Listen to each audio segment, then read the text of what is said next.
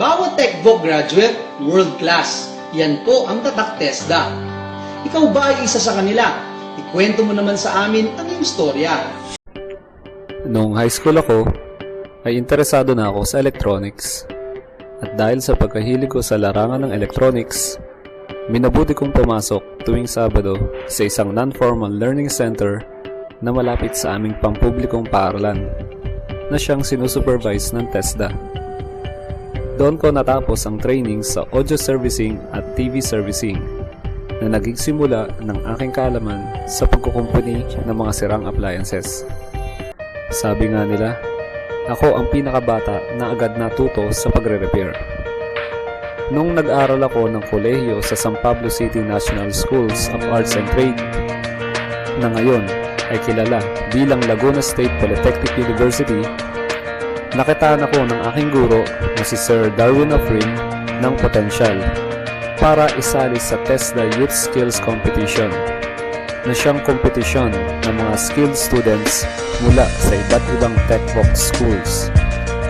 Una kong sinalihan ay ang Provincial Skills Competition at doon ko nakamit ang una kong gold medal.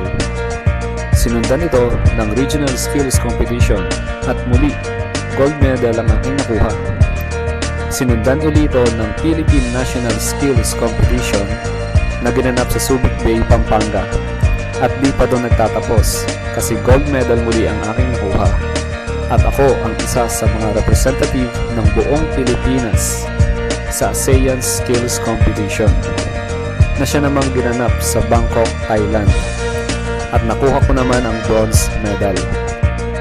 Lahat ng iyon ay nakuha ko dahil sa matindi kong determinasyon, pagsisikap, inspirasyon at panalangin. Dahil sa TESDA, trainings at sa pagsali sa mga kompetisyon, nakilala ako sa lugar namin na isa sa mahusay sa pagre-repair ng mga consumer electronic products. Kaya nung third year college pa lang ako, ay kumikita na ako para ipagpatuloy ko ang aking kursong BSIT at pagtulong ko na rin sa aking mga magulang at pag-aaral ng aking mga kapatid. Sa ngayon, ay naging trainer ako sa iba't ibang institusyon gaya ng Capellan Institute of Technology at kasalukuyang trainer dito sa DLSP. Nakapagtayo din ako ng isang maliit na repair shop sa aming tahanan at doon ko tinetrain yung ilang estudyante para mahasa sa electronics. Sa kasalukuyan, bukod sa Consumer Electronics NC2 holder ako, naging Computer Hardware Servicing at Mechatronics Servicing NC2 holder din ako.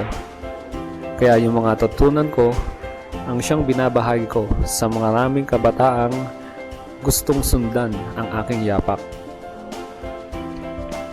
Ako, si Dalver Reyes, tatak! TESDA!